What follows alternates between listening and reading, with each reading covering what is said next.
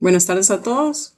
Vamos a dar inicio con la clase del día de hoy, que corresponde al programa de formación técnica, control de calidad y operaciones aplicado a la industria de dispositivos médicos. Estamos en el módulo 1, que es sobre fundamentos de industria médica, y esta es la clase número 4. La clase de hoy corresponde a temas generales de salud ocupacional y vamos a iniciar con lo que son las 5 S. Las 5 S, si algunos lo han escuchado, esto es un tema que es meramente dirigido a procesos de limpieza y desinfección, y esto conlleva a temas de limpieza y desinfección, pero tiene que ver con la organización en las empresas.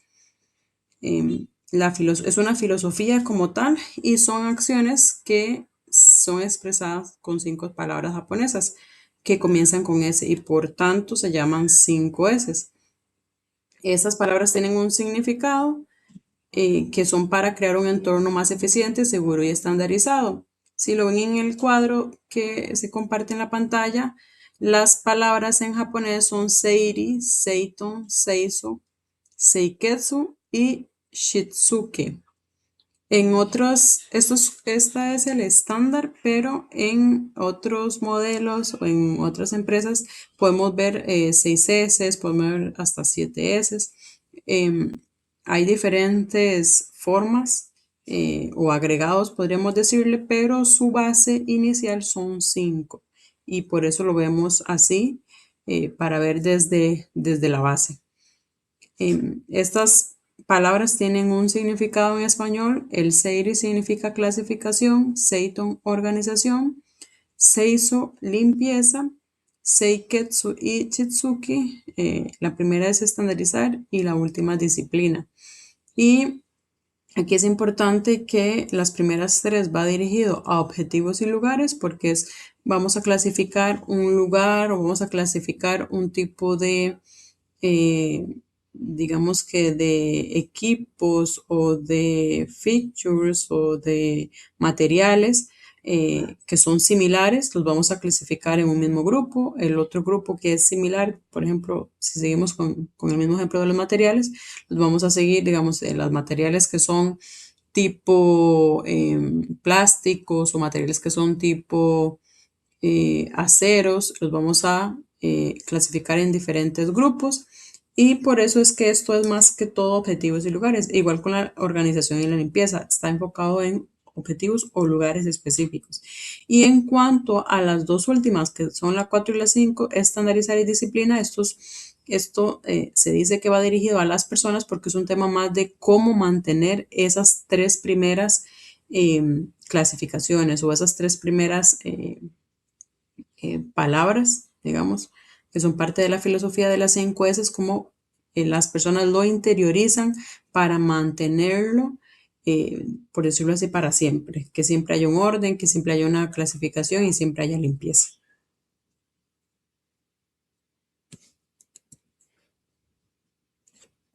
¿Cuáles son los beneficios de las 5 S? Son varios. Mejoran la seguridad. Claramente, si tenemos orden en un lugar, significa que tal vez los materiales que pueden conducir o pueden significar un riesgo para las personas por algún accidente, porque tenemos materiales en el suelo, cosas que obstruyen el camino de las personas. Entonces eso puede ocasionar un riesgo y si lo tenemos ordenado, eso lo va a evitar, por supuesto. Ayuda también a reducir el desperdicio. Claramente si tenemos materiales que están clasificados y ordenados y puestos en su lugar, podemos verlo de forma más sencilla, más fácil, podemos acceder a ellos y también podemos ver cuando hay algún desperdicio. También incrementa la eficiencia, como les comenté también. Si vemos las cosas ordenadas, si vemos dónde va cada cosa, es más fácil de ver si algo se está, por ejemplo, desperdiciando o algo que, por ejemplo, ingresó desde hace mucho tiempo, lo tenemos ordenado, no sé, por el que primero entra, primero se va, por ejemplo, entonces así tenemos incluso temas de evitar que algunas cosas pasen su ciclo de vida o lleguen o pasen tienen una fecha de caducidad, por ejemplo, si los ordenamos de alguna forma en que sabemos que lo más viejo es lo que tenemos que usar y lo más nuevo, por ejemplo, va en el fondo, entonces así también se incrementa la eficiencia. Mejora la imagen del negocio, contribuye a desarrollar nuevos buenos hábitos. Esto es de forma general en una empresa, pero también le ayuda a las personas a que esto lo puedan interiorizar para llevarlos también a sus hogares. Desarrolla el autocontrol, mejora la disposición ante el trabajo y propicia un ambiente seguro, confiable y productivo por todas las razones que ya vimos anteriormente. ¿Cuál es el orden de los pasos de las 5 S? Hay muchas filosofías que no tienen un orden en específico. En este caso, sí, porque no podemos limpiar algo o, o estandarizar algo si no está limpio, por ejemplo, o no está ordenado. Y no podemos ordenar algo si no está clasificado, porque sí, podríamos ordenarlo, digamos que ponemos esto en su lugar, pero si no lo clasificamos y pusimos algunos materiales que son diferentes en un mismo lugar, entonces las personas no pueden llegar a obtenerlos o a tomarlos de forma más sencilla porque, por ejemplo, vamos a tener un área con los materiales que son similares en una parte, vamos a tener a otra área con esos mismos tipos de materiales en otra y va a estar todo en diferentes áreas. Entonces, para las 5S sí hay un orden y hay que seguirlo. El primero tiene que ser la clasificación, como ya les indiqué, es lo que significa separar elementos que son similares y ponerlos en lugares específicos, ¿verdad? Todos unidos. Y esto es para liberar espacio, reducir costos y evitar accidentes. Y luego sigue el orden, lo que ya clasificamos que son similares, entonces ya les ubicamos, les asignamos un lugar específico y ese lugar específico lo podemos rotular, lo podemos ordenar de forma más sencilla, donde las personas puedan verlo más fácil. Podemos ponerlo, si tenemos algún gabinete, entre otras cosas, podemos poner, bueno, como esto es lo que más se usa, entonces lo vamos a poner arriba o lo vamos a poner al alcance de la mano de las personas. Todo eso es parte del orden. Luego sigue la limpieza. Claramente aquí es donde quitamos la suciedad, polvo, residuos. Luego la estandarización.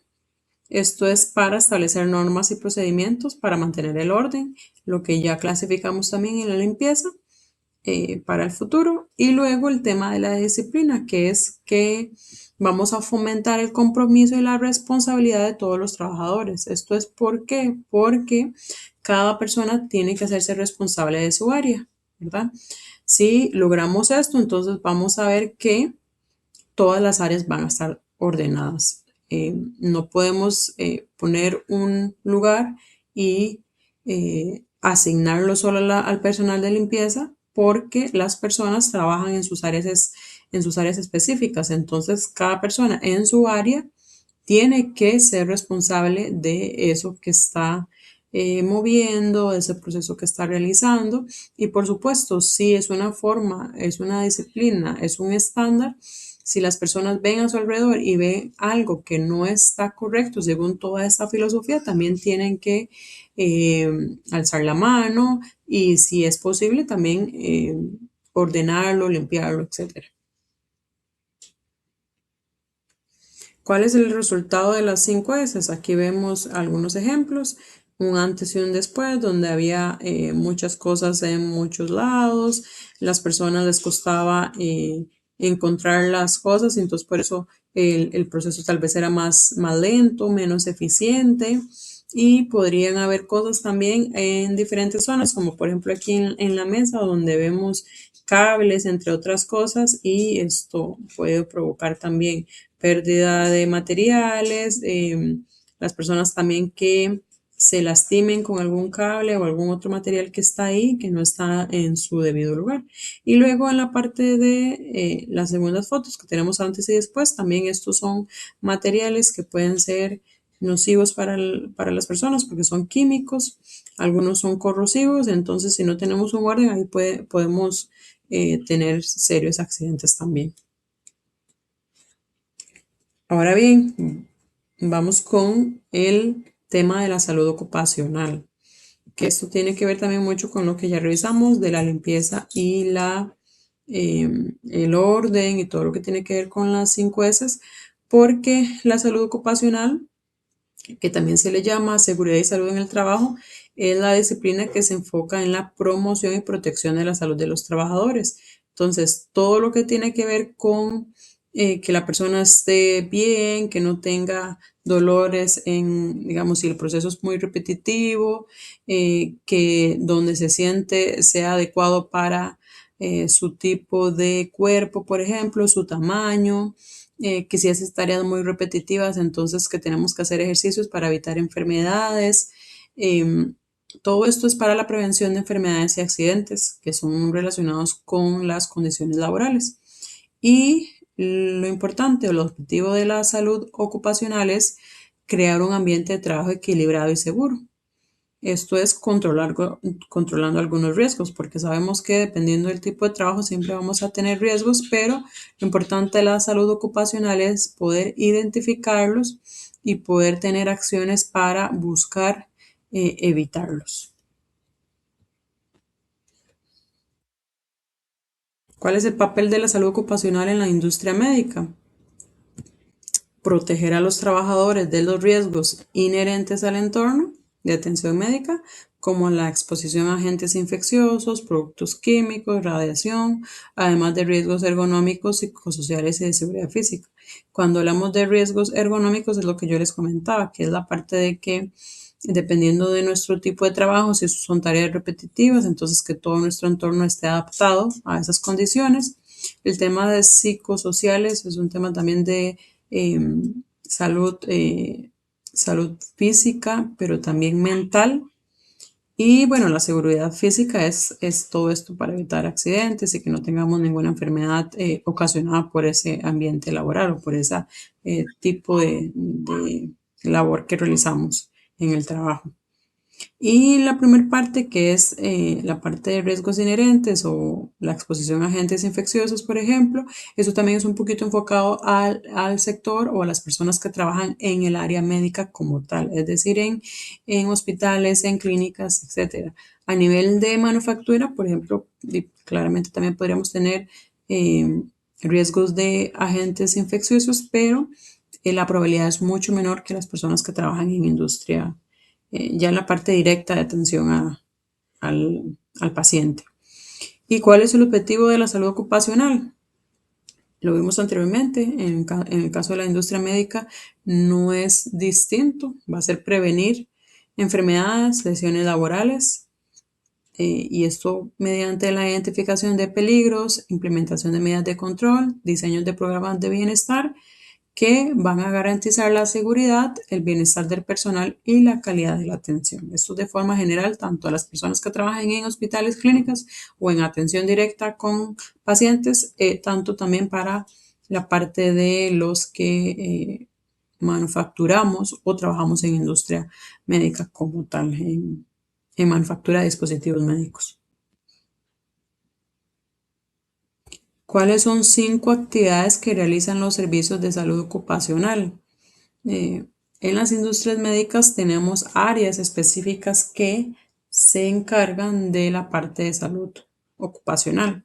De hecho, a nivel de estudios también hay ingeniería o personas que se gradúan de salud ocupacional. Entonces, trabajos a nivel de industria médica en este sector hay y de forma general podemos decir que ellos tienen diferentes actividades o diferentes labores que realizan dentro de la industria médica y no solo de la industria médica, sino también de forma general en cualquier industria. La parte de salud ocupacional o el área de salud ocupacional dentro de las industrias van a evaluar los riesgos laborales, que esto es, van a identificar peligros, van a analizar las condiciones de trabajo, por ejemplo, cuáles son algunos riesgos que pueda tener el personal, físicos, químicos, biológicos, ergonómicos, entre otros. Van a hacer la evaluación del riesgo y van a implementar medidas preventivas para evitar esos riesgos. Otras de las actividades que realizan es el diseño e implementación de medidas preventivas. que esto es, lo mencioné en la primera parte, que es la evaluación de riesgos, pero ya enfocado directamente en estas medidas es que van a eliminar y sustituir los riesgos, implementar medidas para eliminar o sustituir los peligros identificados, van a instalar equipos de protección personal dependiendo del tipo de trabajo. Por ejemplo, si trabajamos en una bodega, igual dentro de industria médica, entonces, y tenemos riesgos de que algún material caiga de una zona porque se guarda o se mantiene en una zona alta, entonces que esas personas que trabajan en esa bodega tienen que usar, por ejemplo, cascos o guantes o gafas, entre otros equipos de protección personal. Y luego seguridad en máquinas y equipos. Esto las personas de seguridad ocupacional también tienen que ver, asegurar que todas las máquinas y equipos están en condiciones seguras y que tienen todos los resguardos y dispositivos de seguridad en su lugar. También la parte de salud ocupacional revisa el tema de capacitación y concienciación o concientización, también se puede decir. Es el entrenamiento en seguridad. Esto es para que las personas sepan cuáles son los equipos de protección personal que hay, cómo se deben usar esos equipos de protección solar, cómo se colocan, y también hay programas de formación sobre cómo prevenir accidentes y manejar situaciones de emergencia. También dan charlas de seguridad, hay simulacros de emergencia, que esto lo organiza la parte de salud ocupacional de las empresas. También hay capacitación en primeros auxilios, hay personas específicas que se capacitan por si, dependiendo, digamos, de la cantidad de personas en salud ocupacional, digamos, si es un área específica, por ejemplo, de ingeniería, estas personas pueden entrenar a otras personas dentro de las empresas para que haya más personal por si hay algún accidente o alguna emergencia, entonces que varias personas estén capacitadas para atender esas emergencias. Y también hay talleres de ergonomía, que esto es sobre educación sobre posturas correctas, prácticas para evitar lesiones musculoesqueléticas.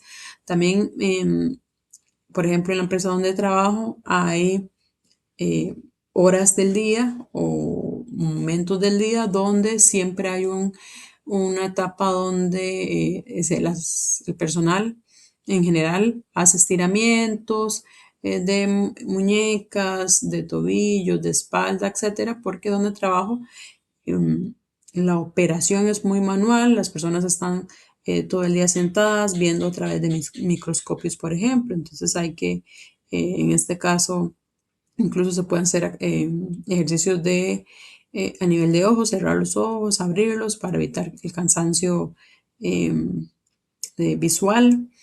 Y por supuesto todos estos estiramientos a nivel de cuerpo para evitar lesiones.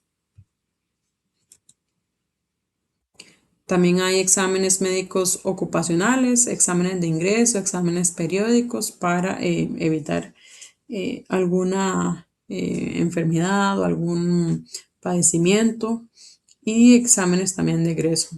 Esto es controlado por el área de salud ocupacional. Y bueno, también la parte de promoción de la salud, programas de bienestar, iniciativas que fomentan hábitos saludables como campañas de nutrición, programas de ejercicio físico y charlas sobre salud mental. Todo esto también lo puede hacer el área de salud ocupacional. El tema de la vacunación también y prevención de enfermedades crónicas, que esto es programas de detención temprana y control de enfermedades como hipertensión, diabetes, entre otras, que todo este área de salud ocupacional también se dedica.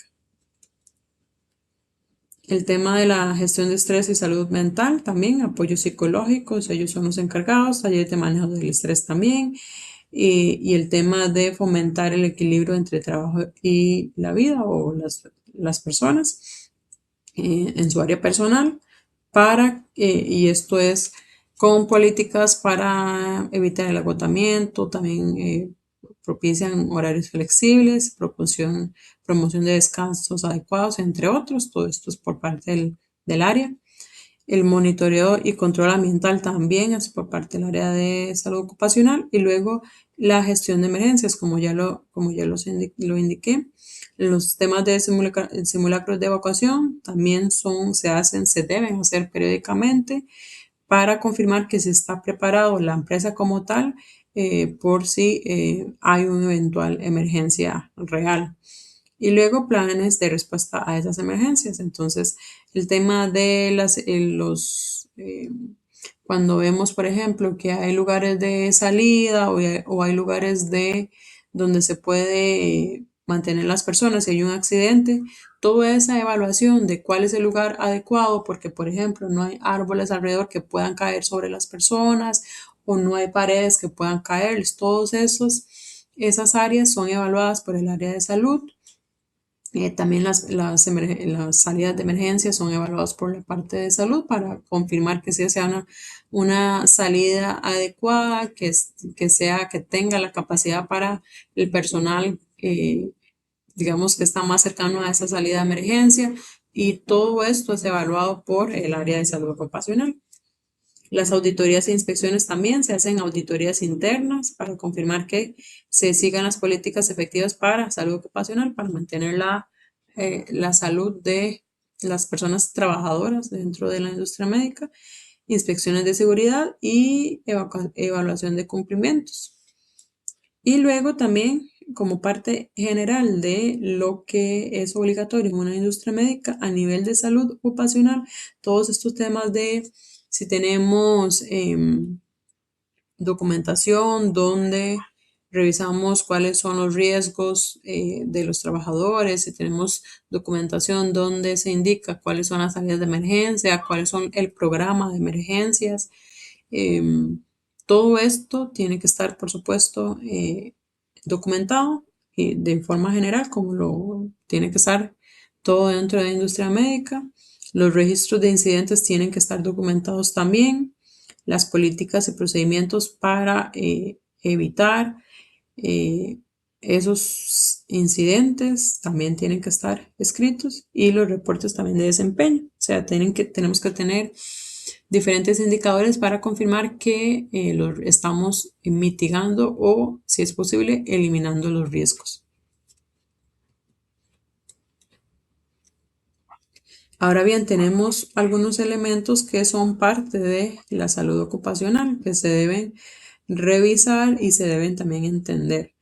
Y a esto se le conocen como triada ecológica. Y se refieren a la interacción entre un huésped, que es un organismo que alberga una enfermedad, un agente, que es el microorganismo o sustancia nociva que causa la enfermedad, que lo vamos a ver más adelante, y el ambiente, que es el entorno que rodea al huésped y permite la transmisión del agente. Eso tenemos que verlo claro porque es parte de lo que se tiene que seguir en una industria médica y que también puede afectar la salud de los trabajadores. Entonces vamos a revisar lo que es el tema de los agentes. Tenemos diferentes tipos de agentes. Tenemos físicos, químicos, biológicos, psicosociales y riesgos disergonómicos. Entonces voy a devolver otra vez. Estamos hablando de agentes en este caso, que son microorganismos o sustancias nocivas que causan enfermedades, ¿verdad? Entonces, aquí es donde vemos los diferentes tipos de agentes que hay. Los físicos pueden ser iluminación, vibraciones, ruidos, estrés térmico al calor y al frío, radiaciones, todo esto que es físico, que se puede ver, bueno, no necesariamente ver como tal, una vibración no se puede ver, pero se puede sentir. Esto se le llaman agentes físicos. Los químicos son las partículas que pueden ser respirables, inhalables, como humos, metálicos, fibras y todo esto que igual van a causar una enfermedad en las personas si se respiran, por ejemplo. Los biológicos son los que son microbiológicos y que pueden ser o pueden estar sobre superficies vivas como superficies inertes, en alimentos elaborados, en el agua, etc. Y luego los psicosociales, que son la parte social o psicosocial, como clima laboral, trabajo en equipo, liderazgo, que pueden causar una enfermedad también, digamos, por ejemplo, el tema de todos estos cuando nos sentimos mal, que pueden ser enfermedades psicológicas, esto también se pueden causar por temas laborales. Entonces, eso es un agente también, un agente psicosocial. Y los disergonómicos son las posturas forzadas, por ejemplo, los movimientos repetitivos, levantamiento de cargas, todo esto que hay que conocer, que hay que identificar para ver cómo podemos evitarlo. No necesariamente es que vamos a quitar, por ejemplo, un movimiento como tal, porque hay que sí o sí hacerlo, pero podemos, por ejemplo, colocar pausas activas. Entonces, cada cierto tiempo, entonces tenemos que hacer una pausa, tenemos que mover el, el lugar, digamos, del cuerpo donde siempre tenemos el mismo movimiento, o podemos usar algún otro equipo, alguna máquina que me evite que siempre tenga que hacer ese trabajo repetitivo, o pueda colocar el equipo de una forma distinta. Toda esa evaluación se hace como parte de la salud ocupacional, pero constituye también un tipo de agente. Luego tenemos algunos daños ocupacionales. Cuando hablamos de daños ocupacionales, estos se refieren a las lesiones físicas, psicológicas, enfermedades o patologías que un trabajador puede sufrir a causa de su actividad laboral. Y los tipos de daños pueden ser accidentes de trabajo, que es toda lesión de cualquier tipo, o incluso la muerte que sufre un trabajador a causa de su labor. Luego, una enfermedad del trabajo es un estado de salud patológico que surge como consecuencia directa de las condiciones laborales. Esto es que eh, cuando hablamos de salud, de estado de salud patológico, es que ya se mantiene. No es que sea un dolor, que si yo hago algo distinto o incluso empiezo a ir a terapia o hacer pausas activas, se me quita, sino que es algo mantenido y ya sé por un largo tiempo. Y solo con algún tratamiento o alguna cirugía, etcétera, se puede curar. Y luego tenemos fatiga laboral, que es un estado de agotamiento físico, mental y emocional que se causa por una exposición prolongada a factores laborales también, como cargas de trabajo, turnos largos, entre otros. Insatisfacción laboral es un sentimiento de descontento con el trabajo que es causado por factores como ambientes tóxicos, falta de reconocimiento, bajos salarios, entre otros.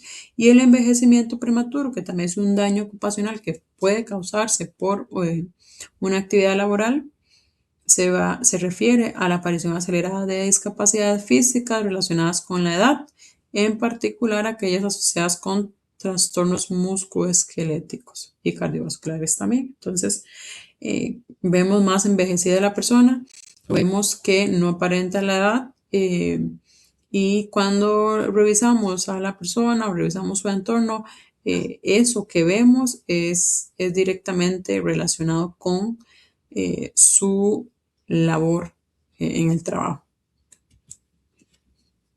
Aquí vamos a ver las diferencias porque principalmente tenemos algunas confusiones en cuanto a lo que es incidente y accidente. La enfermedad ya la vimos anteriormente, que es un proceso paulatino y gradual en cuanto a la naturaleza, pero es algo mantenido, ¿verdad? Y en cuanto a incidente y accidente, estos se parecen mucho al nombre y entonces a veces tendemos a confundirlos. El incidente es un evento inesperado que va a ocurrir o que ocurre, pero sin consecuencias negativas inmediatas. Entonces, bueno, aquí tenemos algunos ejemplos.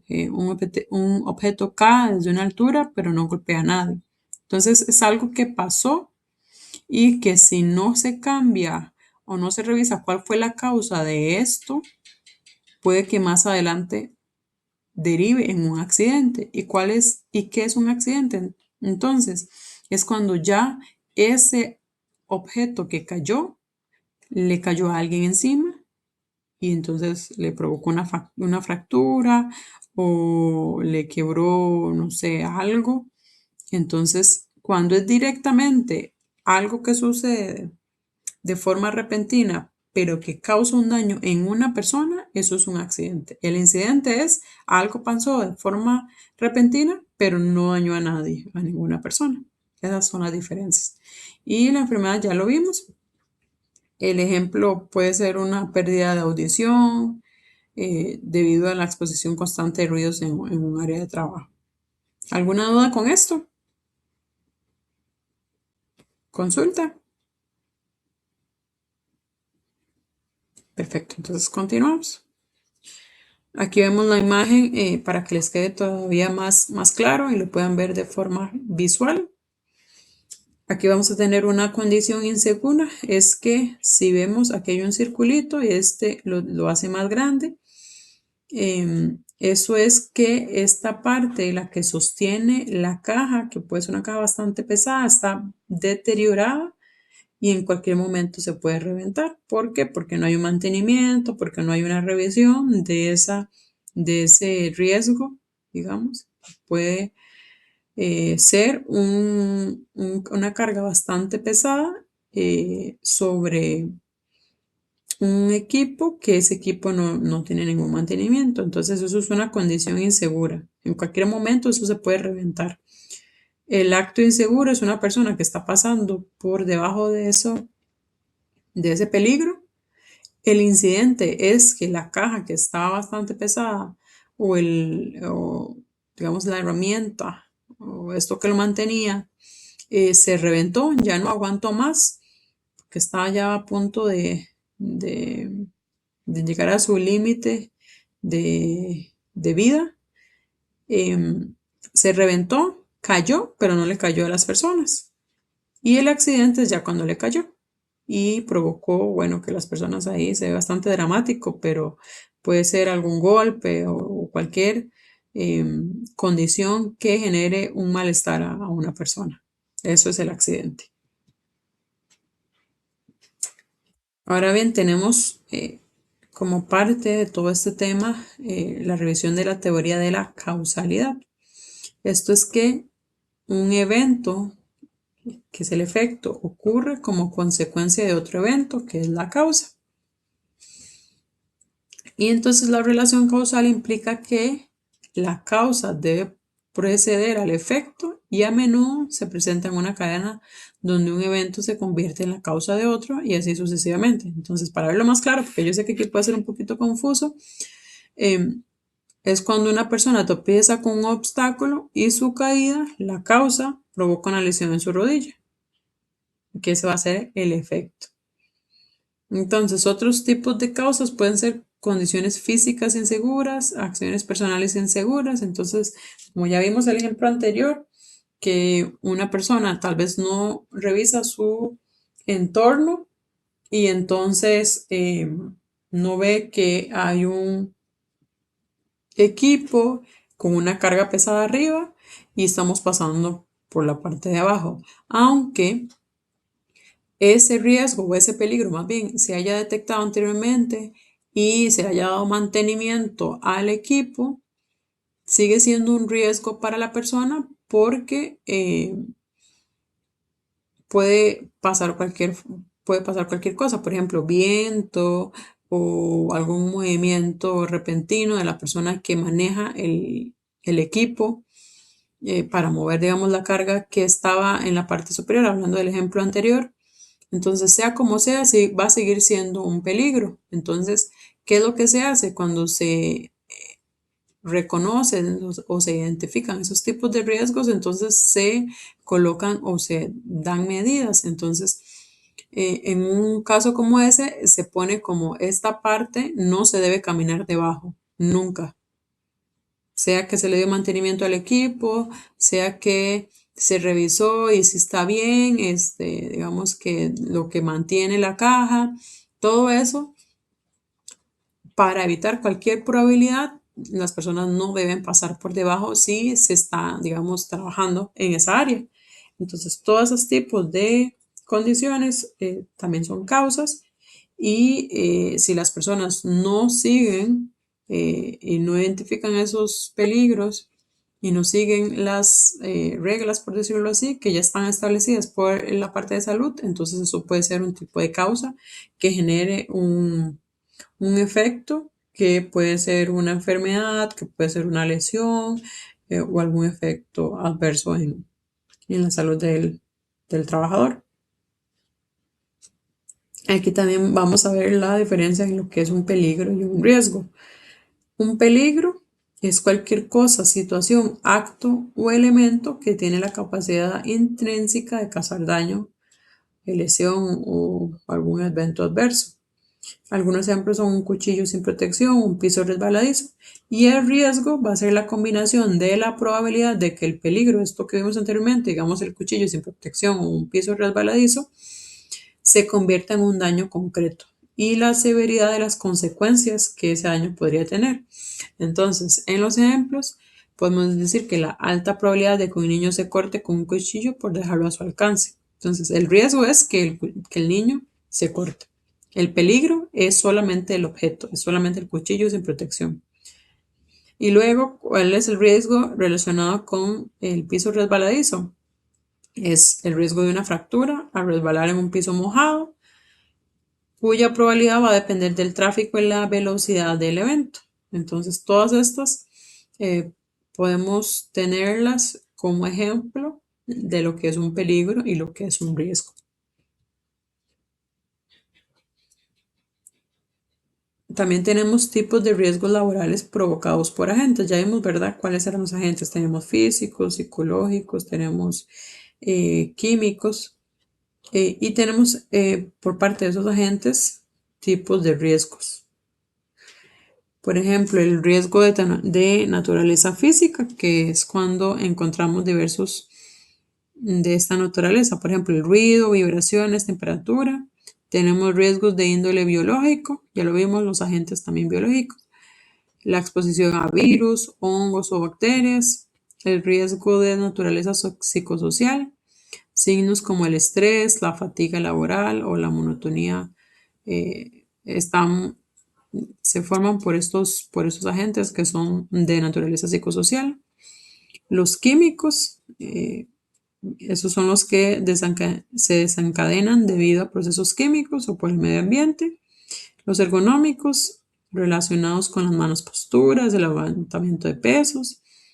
El tipo mecánico, que ese sí no vimos agentes específicos, pero son todos aquellos cuyas consecuencias se derivan en lesiones corporales, quemaduras, cortes, etcétera. Y por último, los ambientales, que son los que se producen como consecuencia de una catástrofe o daño por un fenómeno natural o por la acción también del ser humano. Entonces, algunas lluvias o inundaciones.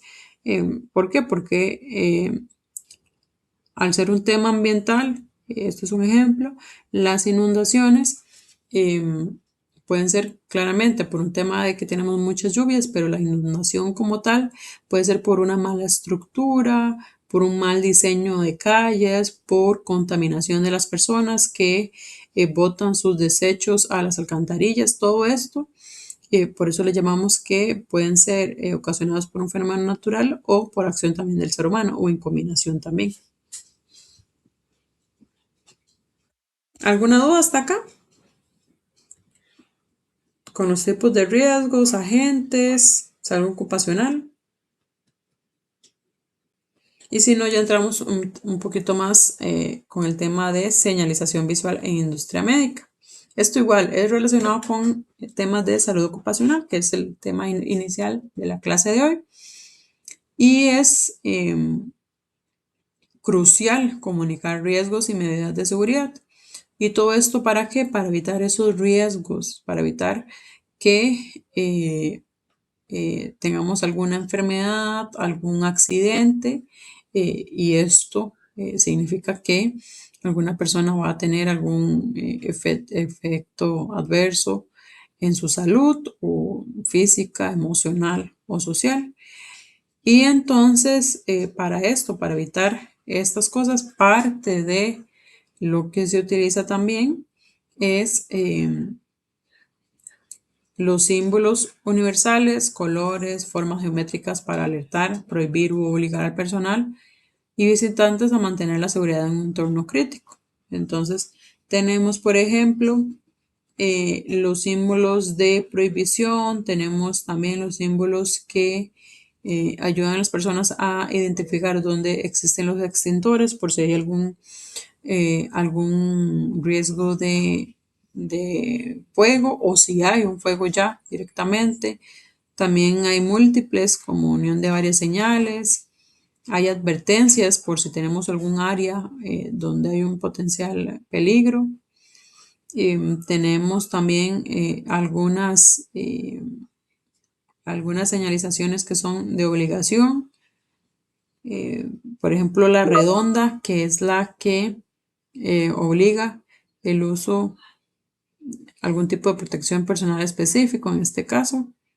También tenemos las de emergencias, que son de color verde, rectangular o cuadrada, y su significado es que existen salidas de emergencia y primeros auxilios, y también tenemos retroreflectantes, que va a permitir observar letreros brillantes y legibles, que esto es por si algo falla en la electricidad, estamos en la noche, entonces que las señales también se puedan ver.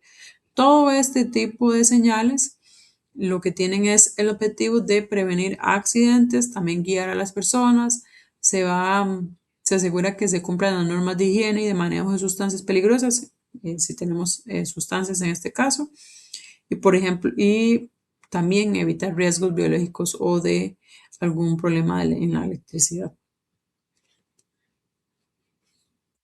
Adicional, también dentro de la industria médica tenemos que usar equipos de protección personal.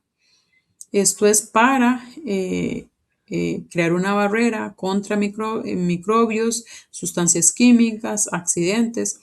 Y nuevamente, esto es para uso del personal médico, es decir, de los doctores, enfermeras, enfermeros, de personas que trabajan directamente en atención a pacientes, pero también en industria médica, en manufactura, se deben utilizar equipos de protección personal para evitar también algún eh, transporte de algún microorganismo patógeno, es decir, que pueda causar alguna enfermedad. Eh, Esto es evitar que ese organismo se transfiera al dispositivo que se está creando y, por supuesto, para que ese dispositivo no vaya eh, en la parte comercial o al paciente, no llegue al final al paciente con alguna agente patógeno y provoque, en lugar de ayudarlo con su condición, más bien provoque que tenga alguna situación de salud porque tiene un virus o algún otro caso similar. Entonces, por eso, a nivel de atención al paciente, se deben utilizar equipo de protección personal, de igual forma para evitar, o ya sea que el paciente que tenga algún virus o alguna situación en su salud vaya a contagiar al doctor o a la persona que lo está atendiendo, como a su vez de forma inversa, que el doctor no vaya a agravar su enfermedad porque le transmitió algún agente patógeno. Y en su caso también en la parte de industria médica, en manufactura, para evitar también que se transporte algún agente de este tipo. Entonces se utilizan botas, se utilizan mascarillas, se utiliza guantes, se utiliza gabachas, todo esto para evitar que lo que ya les comenté. Por supuesto, a nivel de industria médica estamos hablando principalmente de la parte de manufactura, digamos, de los que estamos en el cuarto limpio, pero a nivel externo también tenemos sectores de bodegas, también tenemos sectores en la parte externa, que por ejemplo, donde se cargan algún material, principalmente en las zonas de bodegas. Y también tenemos que utilizar otros tipos de protección personal, cascos, la parte de protección auditiva, botas que protejan, que si algún equipo, algún material cae, entonces también que no vaya a significar una lesión en los pies. Y la importancia y recomendaciones sobre los EPP o los equipos de protección personal es que va a proteger a los trabajadores contra riesgos laborales que no pueden controlarse en la fuente o el medio. Y va a prevenir lesiones, va a prevenir también enfermedades, propagación de microbios y va a ayudar a cumplir normativas, a reducir costos y mejorar la productividad. Todo lo que ya vimos a nivel general de lo que es la parte de salud ocupacional. El utilizar equipo de protección personal, por supuesto, va a ayudar a que todas estas objetivos y todas estas o toda esta importancia por la cual también se sigue la salud ocupacional también signifique o se derive en el uso de equipo de protección personal o por el uso de protección personal. Ahora, es importante también entender cómo seleccionar un buen equipo de protección personal o cuál es el equipo de protección personal que debo utilizar. Lo primero es responder ciertas cuestiones. Entonces aquí tenemos esas preguntas. Debemos preguntarnos qué tipo de procedimientos se van a realizar, cuál es el grado de proximidad con el paciente o entorno de riesgo, cuáles son las medidas para detener la propagación de la infección y cuáles son los componentes de los equipos de protección personal disponibles, qué probabilidad existe de tener contacto con sangre, fluidos corporales o sustancias peligrosas durante el procedimiento. Todo esto se debe responder para entender cuál es el equipo de protección personal. Entonces, para hacerles un ejemplo, ¿qué tipo de qué tipo de procedimiento voy a realizar? Bueno, se va a realizar un proceso para manufactura de un dispositivo médico. Entonces, ok, ese proceso es repetitivo. Ese proceso, ese equipo o dispositivo va en contacto con un paciente. Sí, ok, entonces sabemos que por ejemplo, podríamos contaminar ese equipo o ese dispositivo con, eh, si tenemos las manos sucias. Entonces, ok, si tenemos las manos sucias, tenemos algún microorganismo, ese microorganismo puede pasarse al dispositivo y eso puede ser derivar en un virus o puede ser un virus o puede provocar alguna infección. Entonces, bueno, guantes. Todas esas respuestas, dependiendo de esas respuestas, entonces ya sabemos qué tipo de protección personal debemos usar. Ahora, los trabajadores para evaluar los riesgos, que ya vimos que es un riesgo, deben también hacerse preguntas y responder. Por ejemplo, ¿dónde me pondré y quitaré el equipo de protección personal? ¿Hay suficientes equipos de protección personal para todos? Sí, cada cuánto se debe reemplazar, por ejemplo. A nivel de casco, bueno, ¿se puede utilizar durante todo el día una misma persona? Sí, ok. A nivel de mascarilla, ¿se puede utilizar? ¿O se debe cambiar cada vez que salgo del cuarto limpio? Sí, ok. Entonces una mascarilla por persona no me sirve. Tengo que tener más dependiendo de el tipo, cuántas veces se deba reemplazar esa mascarilla, por ejemplo. ¿O se necesita asistencia cuando se usa el equipo de protección personal? Sí o no. Sí, sí. ¿Qué tipo de asistencia? La persona necesita, por ejemplo, sentarse en un banco para poderse poner los dispositivos que cubren los zapatos, digamos. Sí, entonces hay que ponerle los bancos. ¿O qué hacer con los equipos de protección personal para desechar?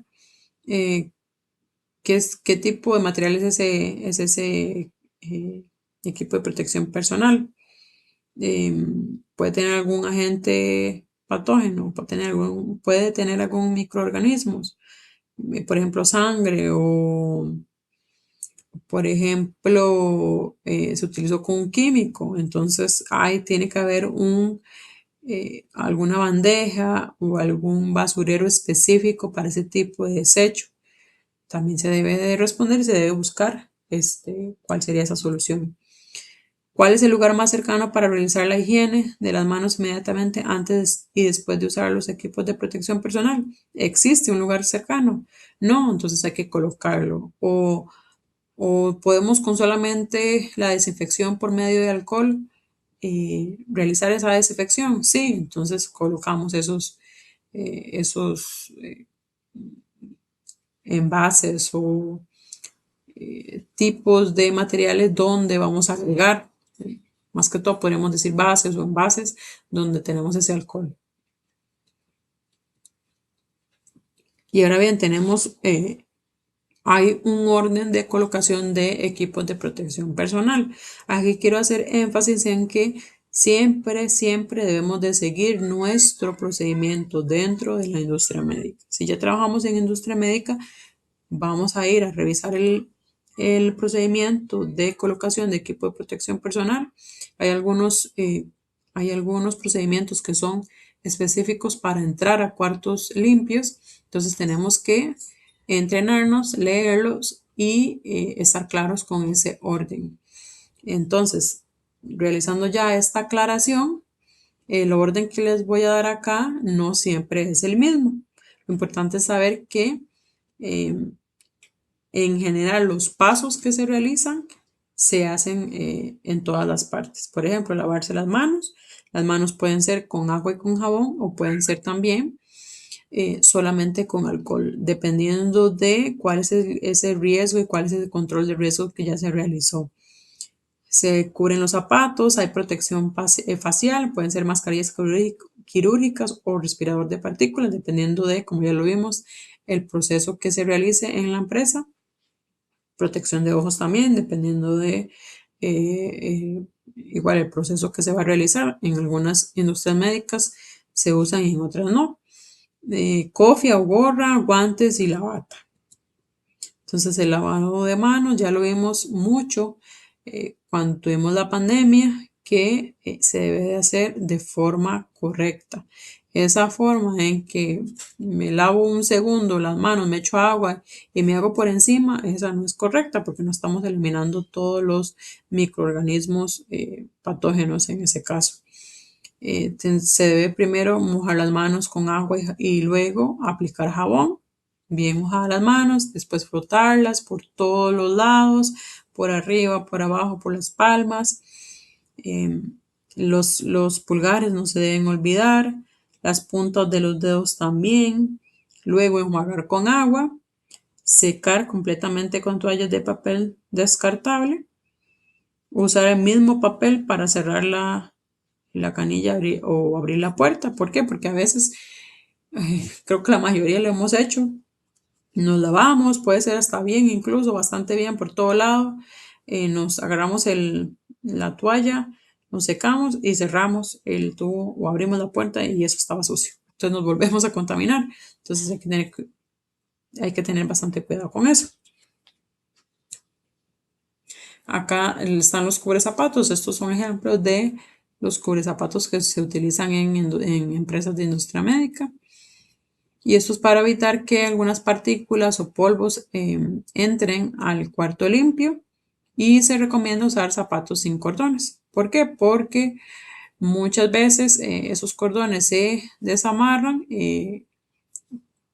tienen contacto con el suelo y de ahí tomamos también o ingresamos al cuarto limpio polvo y partículas. Las mascarillas van a ayudar a evitar la diseminación de gotitas respiratorias por parte de las personas. No están diseñadas para proteger contra la inhalación de partículas muy diminutas, para eso existen mascarillas específicas. Hay que seleccionar la mascarilla adecuada para el tipo de precaución o procedimiento que se va a realizar. Y los procedimientos también son estos. Tenemos que tener las manos limpias, se retira la mascarilla por parte de los elásticos, no por dentro. Se rocía alcohol por precaución sobre la mascarilla que vas a desechar. Esto es para evitar que que esté contaminada y esto lo vaya a pasar a otro lado. No necesariamente siempre se hace esto de rociar alcohol, pero es alguna forma también de evitar alguna contaminación. Cortar los elásticos, esto es, no sé si han visto, Creo que eso no es un procedimiento general. Eso es también para evitar que esos elásticos vayan a, dependiendo del tipo de desecho o cómo se desechen esas mascarillas, vayan a resultar en que, no sé, en los mares y ese elástico resulte en que algún animalito se enredó con ese elástico. Todo eso es también para evitar hasta otras cosas. Claramente, aquí por parte de la industria se busca que sean desechadas correctamente y que no vayan a resultar en el océano o en algún río y por supuesto que no terminen en alguna afectación a los animales también, pero es una práctica buena de forma general de las personas que puedan hacer esto, no solo en industria médica, sino para que lo hagan también en el caso de que en algún momento se utilicen. Ya no estamos en pandemia, pero por ejemplo cuando vamos a algún hospital o cuando tenemos algún tema de visitas, etcétera, en algún sitio de atención médico, entonces que podamos seguir y tener estos hábitos buenos de desecho de mascarillas. Depositarlas en un basurero correspondiente y también lavarse las manos una vez que se quite esa mascarilla. Tenemos protectores visuales. También como ya lo comenté, van a depender del proceso, no siempre se van a utilizar en industria médica y son para tareas que se deben, o al finalizar las tareas, se deben quitar, limpiarlos y desinfectarlos y luego se deben lavar las manos de igual forma. Y lo importante también es evitar tocarlos directamente para no contaminarlos. La gorra es o cofia, también se le conoce, esto es para evitar que el cabello quede expuesto y que se vaya a contaminar, ya sea el paciente, la persona o también los dispositivos con cabello de las personas. Porque como sabemos, los cabellos, todas las personas botamos cierta cantidad de cabello diario, entonces eso puede provocar, puede resultar en una contaminación. El cabello también puede tener microorganismos, puede tener agentes patógenos como tal, y entonces para evitar todo este tipo de enfermedades que pueden ocurrir. Los guantes tienen que estar totalmente cerrados y con totalmente cerrados me refiero a que no tengan huecos, ¿verdad? Únicamente el que vamos a utilizar para colocarnos esos guantes. Solo una vez se deben utilizar, se deben cambiar con frecuencia o si están perforados o por ejemplo si salimos del cuarto limpio, se deben quitar y volver a colocar unos nuevos. Deben ser de látex, como u otro material impermeable. Importante, por supuesto, conocer si es alérgico a este tipo de material. Si es así, levantar la mano e indicarlo. Y por supuesto, de forma general, antes de utilizarlo, se debe mantener las manos o se deben lavar las manos, ¿verdad? De forma general. Y esta es la colocación. Como lo pueden ver en la imagen, evitar tocar el guante una vez que ya se coloque, donde en los dedos, en la palma, en la parte posterior, todo lo que va a hacer contacto con el dispositivo médico, en este caso, hablando de manufactura de dispositivos médicos, evitar tocarlo y al retirarlo también, solo tocar la parte donde donde se ingresa, digamos, la mano.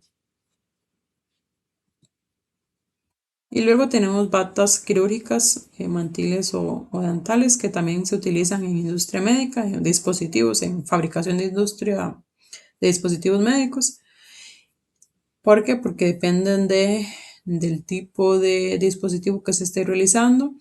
Hay algunos que tienen más comportamiento estático, digamos que jalan más partículas o polvos, dependiendo del material, si es metálico, si no, si es plástico, tiende más a tener,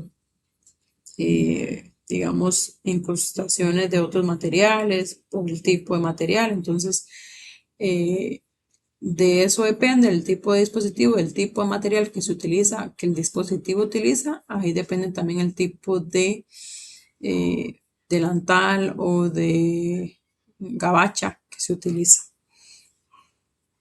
Y de igual forma se debe evitar tocarlo con las manos sucias y se coloca una vez que se va a entrar al cuarto limpio. Aquí tenemos de forma general la lista de equipo de protección personal. Tenemos para la cabeza, tenemos los guantes, perdón, para la cabeza tenemos los cascos, tenemos contraimpacto, tenemos dieléctricos, tenemos capuchas, que esto es, por ejemplo, tal vez aquí los que el menos conocido es el dieléctrico, como su palabra lo indica, que se ve muy relacionado, es para evitar riesgos de una descarga eléctrica. Entonces están hechos de un material específico para que, digamos, repela o que, digamos, cubra si hay alguna carga eléctrica. Entonces que no vaya a afectar la cabeza. Y las capuchas también dependen del tipo de proceso que se esté realizando. Aquí evitan que son para exposiciones a temperaturas bajas, muy bajas o exposición a partículas también. Entonces se deben utilizar ese tipo de capuchas. En cuanto a ojos y cara, tenemos anteojos de protección, tenemos pantallas faciales, careta para soldador, gafas para soldador. Entonces, claramente, si vamos a soldar, entonces la careta y las gafas son siempre obligatorias de utilizar. Y anteojos, dependiendo del proceso, hay algunos que son para partículas, hay otros que son para líquidos, entonces el material es específico para esa condición o ese proceso. Entonces, eh, importante saber qué tipo de proceso es el que vamos a realizar. Los oídos tenemos tapones auditivos y conchas acústicas. Las conchas, que tal vez es lo menos conocido, es el mismo caso del inciso A, que es protección contra riesgos de ruido de acuerdo al máximo especificado en el producto o por el fabricante. En cuanto a aparatos respiratorios, tenemos respirador contra partículas, respirador contra gases y vapores, mascarillas desechables, equipos de respiración autónomo. Todo esto, una persona experta tiene que indicar cuál es el tipo de respirador, cuál es el tipo de mascarilla. ¿Por qué? Porque dependiendo del tamaño de las partículas, dependiendo del tipo de partícula, es que se va a utilizar un tipo de protección específico. Y luego, extremidades superiores, tenemos guantes contra sustancias químicas. Entonces, si vamos a hacer manipular sustancias químicas, entonces esos tipos de guantes específicos hay que utilizar, que son guantes con un material más fuerte, eh, que evita, digamos, si comparamos con guantes normales, por ejemplo, que utilizamos en industria médica solo para fabricar dispositivos médicos, son de un material más suavecito, que pueden ser de látex, como ya lo vimos, o de otro material, pero no es tan fuerte como los químicos. Tenemos dieléctricos, similar al tema de las descargas eléctricas. Tenemos guantes contra temperaturas extremas y guantes o mangas que dependen si vamos a tener, si tenemos riesgo de alguna exposición al calor dentro, no solo en la parte de contacto con las manos, sino en todo el brazo, entonces hay que utilizar también mangas o exposición al sol, por ejemplo, ya hablando de otros trabajos que no son específicamente o particularmente en industria médica. El tronco también tenemos equipos de protección personal, tenemos mandiles contra altas temperaturas, contra sustancias químicas, tenemos el overall, tenemos las batas y ropa contra sustancias peligrosas también específicas. En la parte de inferiores, en las extremidades, digamos en los pies, tenemos calzado ocupacional, calzado contra impactos, calzado conductivo. El conductivo es cuando es necesario que se elimine la electricidad estática del trabajador y que generalmente se usa en áreas de trabajo con manejo de sustancias explosivas. El dieléctrico es protección contra descargas eléctricas, de igual forma como lo vimos con los cascos y con la parte de ya no era el tronco, bueno, sí, el tronco también, que tenemos algunas gabachas específicas. Tenemos polainas, que estas son las extensión de la protección que pudiera tenerse con los zapatos exclusivamente. Y las botas impermeables, que son generalmente utilizadas cuando se trabaja en áreas húmedas o que hay contacto con agua. Y otros tenemos equipos de protección contra caídas de altura, equipos para brigadistas contra incendios. Hay específicos para todo este tipo de trabajos. ¿Alguna duda? Consulta. Con el tema de equipos de protección personal, esto es algo que lo estamos viendo no tan detallado, estamos viendo de forma general.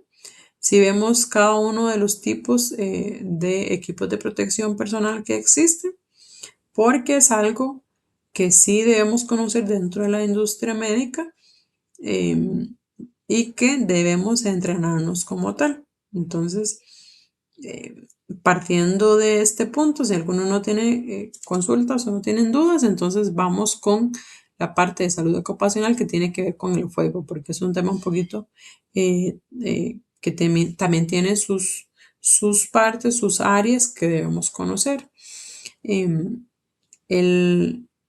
el fuego en salud ocupacional se refiere al riesgo que los incendios representan para los trabajadores y el lugar de trabajo y se maneja mediante prevención, evacuación y capacitación. El riesgo de incendio en cualquier empresa es un riesgo que se puede tener, es un peligro, el fuego como tal es un peligro y el riesgo puede darse en cualquier empresa. Entonces, a nivel de industria médica también tenemos que conocer qué tipos de controles podemos tener, entre otras cosas que vamos a ir viendo detalladamente a continuación. ¿Cómo podemos prevenirlo? También se deben revisar. Se deben tener controles en cuanto a las fuentes de calor e inflamables. También mantener instalaciones limpias, instalar alarmas, contar con equipo de extinción adecuado. Y los empleadores a nivel de empresa deben implementar planes de evacuación, capacitar a los empleados en simulacros y procedimientos de emergencia y también realizar evaluaciones de riesgos para identificar y mitigar peligros que son relacionados directamente con el fuego.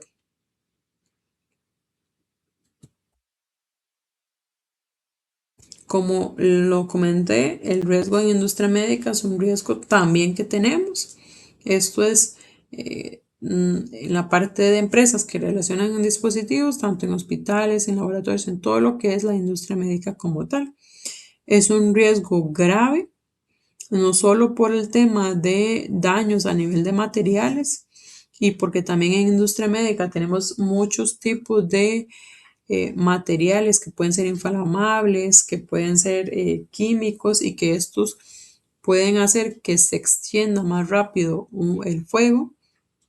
Y también tenemos algunos equipos electrónicos, entre otras cosas que se utilizan a nivel de industria médica. Entonces, es un riesgo grande y que debemos evitar.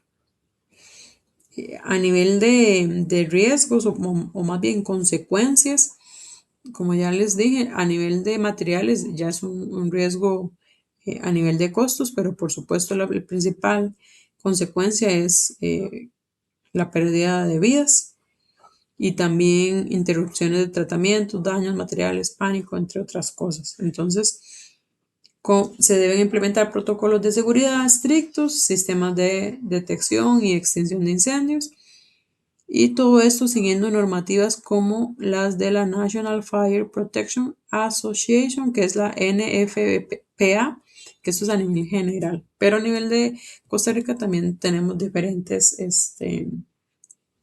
normativas que se deben seguir. ¿Cuáles son algunos elementos del fuego? Para que un incendio ocurra, se necesitan 4 elementos interrelacionados: el combustible, un comburente, energía de activación y la reacción en cadena. El combustible puede ser cualquier material que pueda arder, sólidos, líquidos o gases. El El comburente generalmente es el oxígeno del aire que reacciona con el combustible.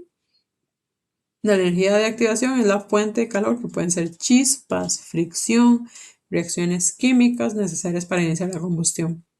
Entonces, por ejemplo, si tenemos algún proceso donde se, se tengan reacciones químicas, entonces sabemos que eso ya es un peligro y constituye un riesgo también de formación de un fuego. Entonces, ¿cómo evitamos esto? ¿Qué acciones se deben seguir? Todo eso hay que tener claro y tenerlo dentro de los procedimientos de la empresa. Y en la reacción en cadena, el proceso que mantiene el fuego una vez iniciado, liberando calor que se transfiere a otros combustibles, como ya lo vimos, a otros materiales. Ahora sí, lo importante, ¿cuáles son esas medidas de prevención y control del fuego? Si ya sabemos que es un riesgo, si sabemos que tenemos peligros relacionados con ese riesgo de inicio de un fuego. Entonces, evaluación del riesgo. Si primero se tienen que identificar las fuentes de ignición, que son chispas, calor, materiales combustibles. Luego, controles de fuentes de ignición, alejar fuentes de calor y chispas y revisar las instalaciones eléctricas que estén en buenas condiciones, esas instalaciones eléctricas. Almacenamiento seguro, guardar materiales inflamables, por ejemplo los químicos o algún otro material que sea no seguro, y realizar mantenimiento a la maquinaria. Otra medida de prevención es las medidas de seguridad activa. Entonces, por ejemplo, ya que inició, por alguna razón, aunque tuvimos todos los riesgos, los controles, perdón, anteriores, aún así inició uno, entonces tenemos que tener otros controles, por ejemplo, los detectores. Esto es para que evitar que se propague, que una vez lo detectamos, por ejemplo, utilizamos un extintor y entonces evitamos que se hiciera más grande ese fuego. Y por supuesto, estos extintores, ¿verdad? Que hay que mantenerlos. Rutinas de limpieza, hay que tener las áreas limpias, libres de acumulación de desechos para evitar que puedan arder. Y luego mantener y usar uso de equipos que hay que inspeccionar periódicamente los equipos de seguridad, los extintores que no estén vencidos, que estén en buenas condiciones, que no estén dañados y mantener rutas de evacuación despejadas. Y todo lo anterior, ¿para qué? Para que si en dado caso que suceda algún inicio de fuego, no se propague, o si se propagó, que no, que la consecuencia no sea una pérdida de una vida humana, ¿verdad? O una vida, qué sé yo, alguna mascota o lo que sea, hablando de forma general de inicio de un fuego. Luego tenemos que tener una gestión correcta de emergencias. ¿Y esto qué implica? Tener planes de evacuación, ya lo revisamos, que son rutas de escape claras y señalizadas, capacitación del personal, simulacros de incendio y uso de tecnología. ¿Y para qué el uso de tecnología? Para implementar sistemas de detección tempranas y monitoreo para una respuesta rápida. Esto es para evitar que se haga, si se inició ya el incendio, que se expanda o que sea grave, digamos, ese incendio. Y ahora, ¿cuáles son algunos riesgos específicos del fuego en la industria médica? Gases medicinales, tenemos oxígeno, óxido nitroso y otros gases pueden causar incendios, se almacenan o manipulan incorrectamente. Y estos tipos de gases se utilizan dentro de la industria médica. Materiales inflamables, también se utilizan muchos materiales inflamables. Algunos áreas pueden contener líquidos y gases inflamables. Y además de alguna cantidad de textiles, esto más que todo ya en hospitales y clínicas. Equipos eléctricos, algunos sistemas de iluminación y otros equipos eléctricos que ya de por sí tienen una empresa como tal, pueden generar sobrecalentamientos o cortocircuitos que provoquen incendios. Los sistemas de climatización, en industrias médicas también hay acumulación de polvo o puede haber acumulación de polvo. suciedad también en los conductos de aire que pueden propagar rápidamente un incendio, y bienes farmacéuticos y médicos que también son productos farmacéuticas o biomédicos que representan un riesgo por la presencia de grandes cantidades de materiales y productos en un ambiente cerrado. Todo esto está dentro de la industria médica y constituye un riesgo de fuego o de causa de fuego. Y tenemos una clasificación del fuego según la norma de la NFPA, que ya lo vimos anteriormente, que son A, B, C, D y K, dependiendo del tipo de fuego. Entonces el A es para tipos de fuego que son por madera, papel, tela, basura y otros materiales ordinarios. El símbolo es este que vemos en la parte de arriba de la pantalla. ¿Y cuál es el método de extinción? Agua, espuma, polvo, ABC, agente químico. El B, que el tipo de clase es el tipo de fuego es gasolina, por gasolina, aceite, pintura. El símbolo es este que vemos de segundo. ¿Y cómo se extingue? Con espuma, con polvo ABC o con dióxido de carbono. Si vemos en este caso, el agua no es correcto, no se puede utilizar porque más bien puede hacer que se propague ese incendio o ese fuego. El C, se utilizan fuegos generados por equipo electrónico sin daño al operador. El tipo de extinción es por polvo ABC. Luego el D es metales combustibles. Se puede extinguir con polvo ABC o dióxido de carbono. Y el último, que es medios de cocción, aceite, vegetal, animal y grasas, es por un agente químico. Entonces, importante saber qué tipo de fuego es, cómo se provocó, si es por aceites o si es por papel o por otro tipo de material. Entonces, hay que utilizar un tipo de extinción, o el extintor también tiene que ser de un tipo específico. Y así es como se activa un extintor. Tenemos una palanca de activación, un pasador, el manómetro, el maneral y la manguera. Lo primero es retirar del gabinete o descolgarlo. Siempre va a estar en una ubicación específica, al alcance de la mano. Luego es quitar el pasador, ¿verdad? Este que ya vimos de rojito. Se acerca al conato de fuego a una distancia máxima de 3 metros. Se apunta a la base del fuego, se presiona la palanca de activación y realiza movimientos de barrido. De barrido es que se mueve alrededor donde está el fuego. Y por último, una vez vacío, se coloca en el suelo de forma horizontal ese extintor.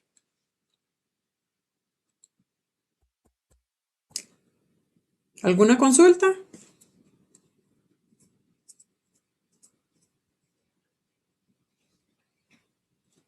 Perfecto. Veo que no hay ninguna consulta, ninguna duda. Entonces, recordarles nuevamente, cada semana tenemos un examen que se abre una vez que iniciamos las clases, todos los lunes, y se cierra el lunes siguiente al mediodía. Entonces tienen toda la semana para realizarlo. Tenemos 3 horas para realizarlo. Una vez que se abre, tienen que realizarlo, si no se va a cerrar luego de pasar esas 3 horas. Me pueden contactar si tienen alguna duda. Prefiero que me manden un mensaje o un WhatsApp si tuvieran alguna duda, para indicarme que me enviaron, por ejemplo, un correo para poder verlo de forma rápida, porque usualmente lo que tengo abierto es el correo del trabajo. Entonces, espero que estén claros y estaríamos con la clase de hoy. Muchas gracias a todos. Que pasen una buena noche. Hasta luego.